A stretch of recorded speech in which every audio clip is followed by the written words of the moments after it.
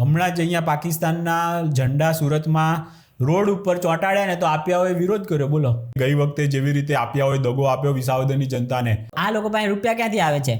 આ લોકોને ખાલિસ્તાનીઓને એ બધા સપોર્ટ કરે છે. આ હરામખોર બાજારો મીડિયા સાથે ઇલ્લુ કરે છે, આર્યો બીજા કોઈને કેમ નથી આપતો? ત્યાં બધા સવાલો ને એ બધા આપેલા હોય ને એને જવાબો ગોખીને ગયો હોય. એરોએ તમને જો વાયદો કરે કે હવે હું લાઈફ ટાઈમ વિસાવદર સિવાય ક્યાંયથી નહીં લડું, ગોપાલ કરતા હારામાં હારો માણસ, ગબ્બર એક નંબર અલ્પેશભાઈ કથિરિયા વગર તો ભાજપ વગર તો 1.5 વર્ષમાં તમારું કોણ કામ કરી શકવાનું હતું? એની દાનત કેટલી ખોરી કેજરીવાલની કે કોઈ કાગળ પર એણે સહી નથી કરી, બીજા બધા ભેરોઈ જાય. એ રીતે એણે છે ને કામ કર્યું. તો ગઈ વખતે તો આપ્યાઓને તમે વોટ આપીને પસ્તાવો જ છો ને, ત્યારે તો આ ચૂંટણી આવી છે. ગરીબોને મૂર્ખો બનાવવામાં તો આ લોકોનો 100માંથી 100 માર્ક આવે છે દોસ્તો. ખેડૂતોને તો કેવા ઉલ્લુ બનાવ્યા છે દોસ્તો. રામ રામ દોસ્તો. આપણે અલ્પેશભાઈ કથિરિયા વિસાવદરથી ચૂંટણી લડવાના છે એવી આપણે આગળ એક વિડીયો મૂકેલી હતી.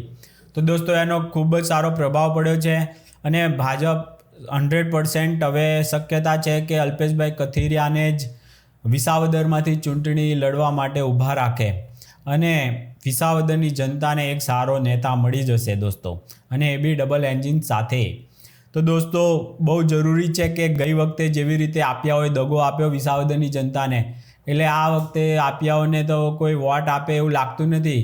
માણસ કેટલી વખત પછી અહીંયા સી લખ્યું હોય એને ઉલ્લુ બનાવે. આ તો બીજી વખત ત્યાંથી હવે ઉલ્લુ બનાવવા ફરીથી આવી ગયા છે દોસ્તો, અને જાતના વાયદા કરે છે. એલા તમારી પાસે સત્તા નથી, તમે શું કરવાના જ છો? કોઈ નહીં. કારણ કે આ લોકોને વાયદા આપવામાં તો શું છે, આખી દુનિયાને બધાને ઉલ્લુ જ બનાવવા છે. તો પછી એમાં તો આ લોકો માહેર છે. હમણાં જ દિલ્હીમાં 2000 કરોડનું ક્લાસરૂમનું એક કૌભાંડ કરી નાખ્યું દોસ્તો. દારૂનું તો કરેલું જ હતું, અને એવા કેટલા કૌભાંડથી સીએમ હવે પાછો જેલમાં જવાનો છે. પૂર્વ સીએમ કેજરીવાલ અને મનીષ સિસોદિયા અને સત્યેન્દ્ર જૈન ને આખું કેબિનેટ એમનું છે ને જેલમાં જાય ને એવી હવે આમ તકો આવી રહી છે એ લોકોની. પણ આ આપ્યું જે પેલું રે ગોપાલ, એ સેમ ટુ સેમ એની જ બેઠી કોપી છે દોસ્તો. આ લોકો પાસે રૂપિયા ક્યાંથી આવે છે? આ લોકોને ખાલિસ્તાનીઓને એ બધા સપોર્ટ કરે છે, અને આવા જ ખાલિસ્તાનીઓ દેશ વિરોધી તત્વોના સપોર્ટથી આ લોકો આ 2-3 સીટો બી અહીંયા ગુજરાતમાં લઈ ગયા.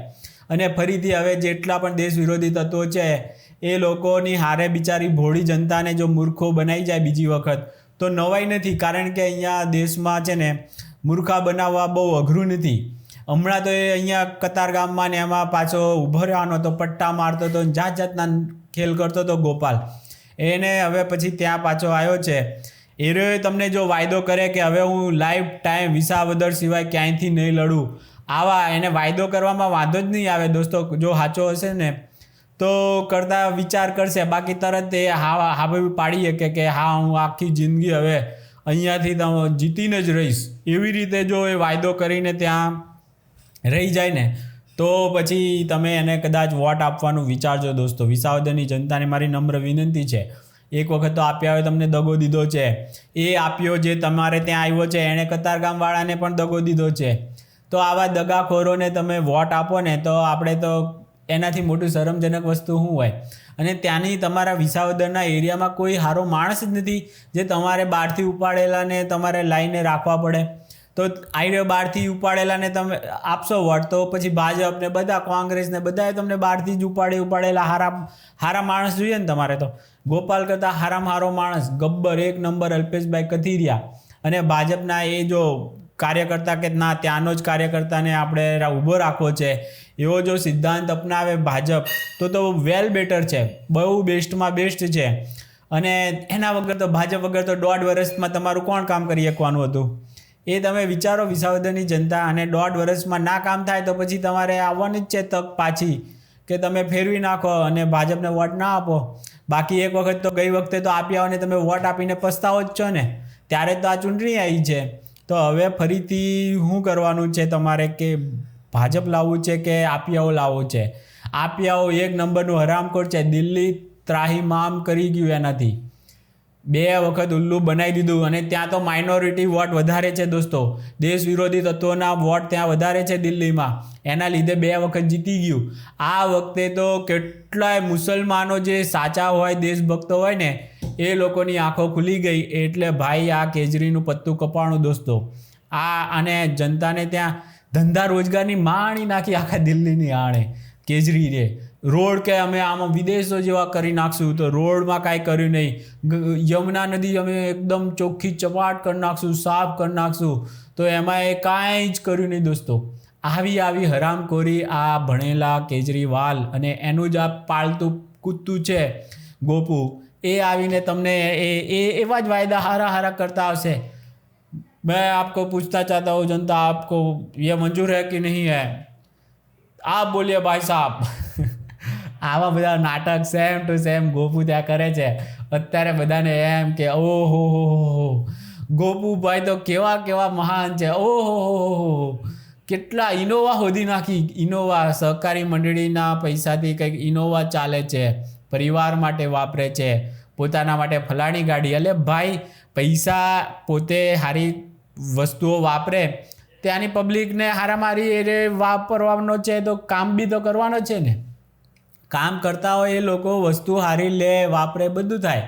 પણ તારા જેવાને તો હું કામ કરવું નહીં, કાંઈ નહીં, બસ છાતી પીટવી.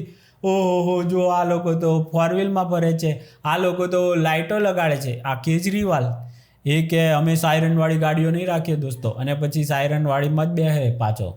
આવું બધું જાતના આવા ગરીબોને મૂર્ખો બનાવવામાં તો આ લોકોનો 100માંથી 100 માર્ક આવે છે દોસ્તો. પણ હવે ગરીબો એટલા હવે ભોળા જ છે હજુ પણ, એ જોવાનું રહેશે. ખેડૂતોને તો કેવા ઉલ્લુ બનાવ્યા છે દોસ્તો.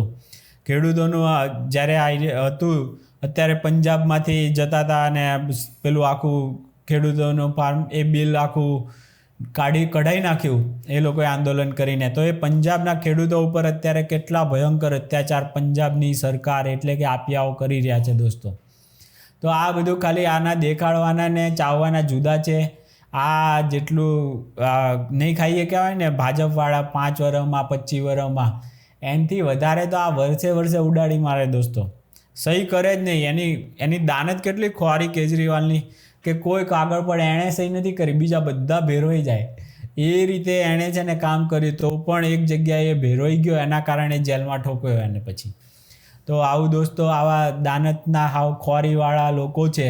તમને બોલવામાં તો હા એમ લાગે કે આયરોએ જો ના જન્મ્યો હોત ને તો વિસાવદરનું તો કાંઈ ભવિષ્ય જ નહોતું ઉજ્જવળ થવાનું. આવું ઉલ્લુ બનાવે, કેવી આમ વાતો કરે, આમ ખખડાઈ નાખે મોટા ઓફિસરોને. આવી રીતના સેટિંગો કરીને કે હું આવી થોડુંક તમે ખમી લેજો, આપણે પછી સમજી લઈશું. આવી બધા વાયદાઓ એને બી કર્યા હોય, કોને ખબર છે. તમને લોકોને જેટલા વાયદા નહીં કર્યા હોય ને એનાથી વધુ બ્યુરોક્રેટને કર્યા હશે આણે વાયદા. એટલે દોસ્તો આ ભણેલા છે એની જાળમાં ફસાતા પહેલાં 1000 વખત વિચાર કરજો. તમારા લોકલ કોઈ પણ સારા માણસને વોટ આપશો ને, ભાજપનો હશે કાર્યકર ને સારો માણસ, તો એ કંઈ પાર્ટી તો ફેરવવાનો નથી. આને તો કોઈ લે એમ નથી, એટલે આયરો ટક્યો છે આમાં. આને નહીં તો ક્યારનો આયરો જતો રહ્યો કોંગ્રેસમાં કે ભાજપમાં, પણ કોઈ આને હંગરે એમ નથી. એટલા માટે આયરો હવે છેલ્લો વધવાનો છે દુકાન બંધ કરવા આપ્યાઓની. એ છેલ્લો પછી જશે, કારણ કે કોઈ એને હંગરે એમ જ નથી, તો પછી ક્યાં જશે એ બિચારો. એટલે પછી કારણ કે આની વિકૃત દેશ વિરોધી, હિન્દુ વિરોધી ભયંકર વિકૃત માનસિકતા છે. માઇનોરિટીના તો ચાટીને આયરા ચોખ્ખા કરી નાખે એ લોકોને. આ હરામખોર બાજારું મીડિયા હાથે ઇલ્લું કરે છે આયરો, બીજા કોઈને કેમ નથી આપતો. ત્યાં બધા સવાલો ને એ બધા આપેલા હોય ને એને જવાબો ગોખીને ગયો હોય. એટલે કે હું આને ગૃહમંત્રીનો મને આમ સવાલ કરજો, હું એને આમ લઈ પાડીશ, તેમ લઈ પાડીશ. પૈસા આપ્યા છે તો એ બાજારું મીડિયા તો એ જેમ મુજરા કરાવે એમ એને કરવા પડે. ને બાજારું મીડિયાની સામે આને પણ મુજરા કરવાના. આમાં મુજરા જોવામાં તો બધાને મજા આવે દોસ્તો. એમ એક જેસીબી ખાલી ખાડો ખોદતું હોય તો 1000 માણસો ત્યાં જોતા હોય, તો આના મુજરા ના જોતા હોય. પણ હવે મૂર્ખાઓ છે તો વોટ આપશે આવાને. આ બીજી વખત ઉલ્લુ બની જશે, અને પછી ગુજરાતની જનતા એ આને વોટ આપવાવાળા ઉપર જે હશે કે આવા નંગને વોટ આપ્યો આ લોકોએ, એવું થઈ જશે. પણ એવા નંગને વોટ નહીં આપે એવું આપણે અપેક્ષા રાખીએ દોસ્તો, કારણ કે આ તો ભલભલાને ઉલ્લુ બનાવીએ કે એવા છે. એટલે જોઈએ હવે આવનારા દિવસોમાં શું થાય છે. અલ્પેશભાઈ કથિરિયા આવી જ ગયા છે વિસાવદરની મેદાનમાં, અને ત્યાંથી ભાજપ દ્વારા જો ખુલ્લી છૂટ આપવામાં આવશે ને તો વિસાવદરની જનતાને ગોપુ કરતાં 4 વેદ ઊંચા, આમ એને ગોપુ જેવા તમને મૂર્ખા ક્યાં બનાવી શકે છે, એ બધું જ એને ખબર છે કે કેવી રીતે આ આપ્યાઓ મૂર્ખા બનાવે છે. એટલે તો એ એમાંથી નીકળીને આવી ગયા ભાજપમાં.